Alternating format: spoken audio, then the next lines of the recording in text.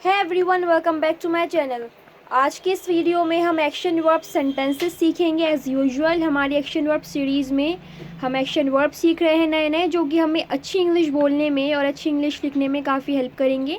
मैंने आपको previous video में काफ़ी सारे एक्शन वर्ब सिखाए हैं। अगर आपने नहीं देखी हैं प्रीवियस वीडियोज़ तो प्लीज़ जाकर देख लें। ये बहुत ही ज़रूरी है सीखना, सिंपल भी है और अच्छे भी हैं, इंटरेस्टिंग भी हैं। Now let's begin. तो हमारा फर्स्ट जो एक्शन वर्ब है वो है ऑफ़र। ऑफ़र का मतलब होता है प्रस्ताव देना किसी को। I must offer you an apology for coming late, यानी तुम क्योंकि लेट आए हो तो मुझे तुम्हें माफ़ी का एक मौका तो देना चाहिए। यहाँ पर ऑफ़र का मतलब है प्रस्ताव देना, एक मौका देना चाहिए क्योंकि तुम लेट आए हो। I must offer you an apology for coming late. Next one is insisted. Insist का मतलब होता है ज़िद करना, किसी चीज़ के लिए बार बार ज़िद करना कि करो करो, इस तरह से। He insisted me for going out for a movie, यानी उसने ज़िद की, वो मेरे पीछे पड़ गया बाहर जाके मूवी देखने के लिए। Next verb is determined. Determined का मतलब होता है किसी चीज़ पर डटे रहना। They are determined about buying a new house, यानी वो नए घर खरीदने के बारे में डटे हुए हैं, यानी उन्होंने पक्का कर लिया है कि वो एक नया घर खरीदेंगे। They will buy a new house. Next one is drink. Drink की सेकंड फॉर्म का यहाँ पर हमने यूज़ किया है ड्रिंक। ड्रिंक का मतलब होता है पीना। Maria drank juice and continued speaking. यहाँ पर इसका मतलब है कि मारिया ने जूस पिया और उसने बोलना जारी रखा। कंटिन्यू मतलब किसी चीज़ को जारी रखना। आप कोई काम कर रहे हो, आप उसको करते रहो, तो इसको हम बोलते हैं continue. And drink is the second form of drink.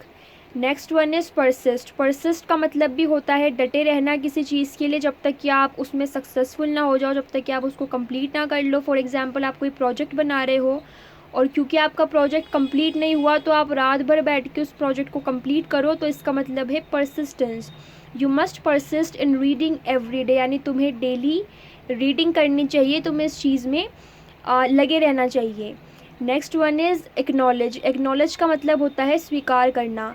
She has acknowledged that she has made a mistake, यानी उसने स्वीकार कर लिया है, उसने मान लिया है कि उसने गलती की है। She has made a mistake, उसने गलती की है, उसने स्वीकार कर लिया। Next one is abide. Abide का मतलब होता है पालन करना।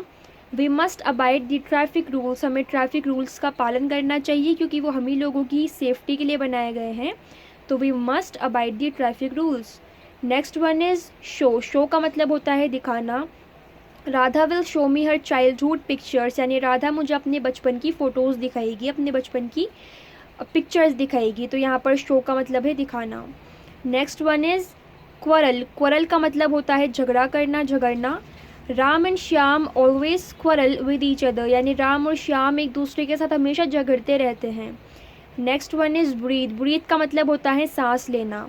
She took a deep breath recalling her childhood days, यानी अपने बचपनों को याद करके, अपने बचपन के दिनों को याद करके उसने एक लंबी सांस ली, एक गहरी सांस ली उसने। She took a deep breath, उसने एक लंबी सांस ली। रिकॉलिंग हर चाइल्डहुड डेज, अपने बचपन के दिनों को याद करके। Next one is wink. Wink का मतलब होता है आँख मारना या आँख मिचमिचाना। They didn't sleep a wink last night, यानी उन्होंने रात भर एक झपकी भी नहीं ली। यहाँ पर विंक का मतलब झपकी लेना है। विंक का मतलब होता है आँख मारना, झपकी लेना, आँखें मिचमिचाना। तो उन्होंने, हम कहते हैं ना कि मैंने एक सेकंड भी झपकी नहीं ली, तो वही चीज़ है यहाँ पर। They didn't sleep a wink last night, यानी पिछली रात एक झपकी भी नहीं सोए वो, उन्होंने बिल्कुल भी आँख नहीं मीची। Next one is slurp. Slurp का मतलब होता है सुड़पना। फॉर एग्ज़ाम्पल, हम मैगी या सूप या किसी भी लिक्विड को ऐसे करके हम पीते हैं, हम सुड़पते हैं, तो उसको हम स्लर्पिंग कहते हैं इंग्लिश में। People love to slurp the tea, यानी लोगों को चाय सुड़पना अच्छा लगता है। Next one is invest. Invest का मतलब होता है निवेश करना, पैसा लगाना। He is not gonna invest money in this business, यानी वो इस बिज़नेस में पैसे नहीं लगाने वाला। Next one is request. Request का मतलब होता है आग्रह करना। I do not want to request him for giving me the job, यानी मैं उससे जॉब देने के लिए रिक्वेस्ट नहीं करना चाहती, मैं नहीं चाहती मैं उससे रिक्वेस्ट करूं कि वो मुझे जॉब दे। Mary shut her book and went to sleep, यानी मैरी ने अपनी बुक बंद की और वो सोने चली गई। यहाँ पे हमारा मेन वर्ब क्या है? शट। शट का मतलब होता है बंद करना। Shut the door, shut the window. Mary shut her book, उसने अपनी बुक बंद की। एंड वेंट टू स्लीप, और सोने चली गई। Next one is slip. Slip का मतलब होता है फिसलना। Oh no Shreya has slipped from the stairs. Oh नहीं, श्रेया सीढ़ियों से स्लिप हो गई, फिसल गई। तो यहाँ पे हमने सेकंड फॉर्म का यूज़ किया क्योंकि ये पास्ट टेंस है, slipped. Next one is crawl. Crawl का मतलब होता है घुटनों के बल चढ़ना, जैसे छोटे बच्चे चलते हैं। Her baby has started crawling on the floor, यानी उसके बच्चे ने ज़मीन पर घुटनों के बल चलना शुरू कर दिया है। Next one is organise. Organise का मतलब होता है व्यवस्थित करना, व्यवस्था करना, अरेंजमेंट करना। शी नीड्स टू ऑर्गेनाइज हर अलमीरा, यानी उसे अपनी अलमीरा को ऑर्गेनाइज़ करने की ज़रूरत है। यहाँ पे ऑर्गेनाइज़ का मतलब है कि उसकी अलमीरा, उसकी अलमारी बहुत ख़राब हो रही है, बहुत मैस हो रहा है उसकी अलमारी में, कपड़े वगैरह सब बिखरे हुए हैं, तो उसको उसे ठीक करने की ज़रूरत है। शी नीड्स टू ऑर्गेनाइज हर अलमीरा।